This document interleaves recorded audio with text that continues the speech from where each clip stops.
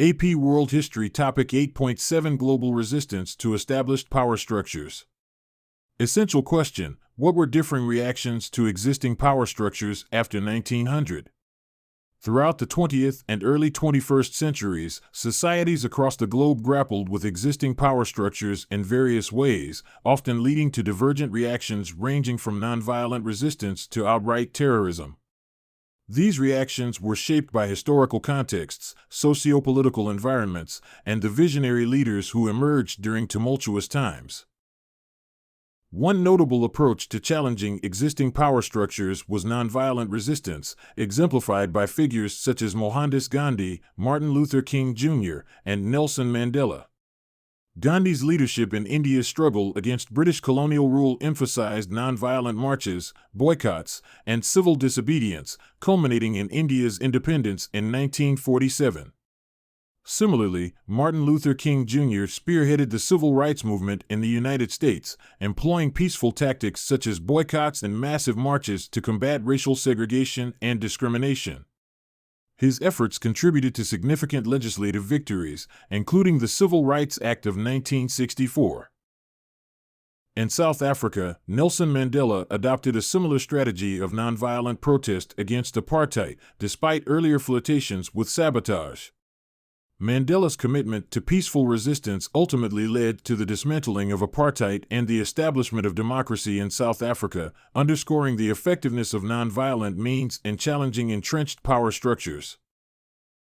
However, not all movements opted for nonviolence. The Shining Path in Peru, led by Abimael Guzman, resorted to terrorism in its quest to overthrow the government and establish a communist regime. The organization's decades-long campaign of bombings and assassinations resulted in widespread violence and instability, claiming thousands of lives and inflicting immense suffering on Peruvian society.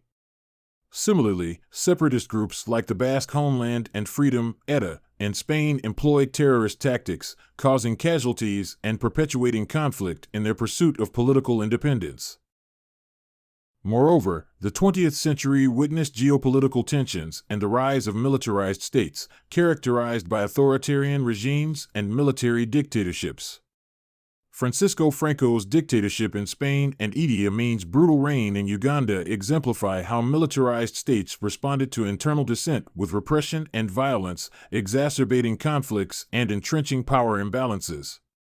Franco's regime executed, imprisoned, or exiled political dissenters, while Amin's dictatorship was marked by ethnic violence and human rights abuses on a massive scale. The proliferation of the military-industrial complex further compounded existing power structures, as governments prioritized military buildup and arms trade to maintain strategic advantage. President Dwight Eisenhower's warning about the dangers posed by the military-industrial complex underscored its potential to undermine democratic principles and perpetuate militarism.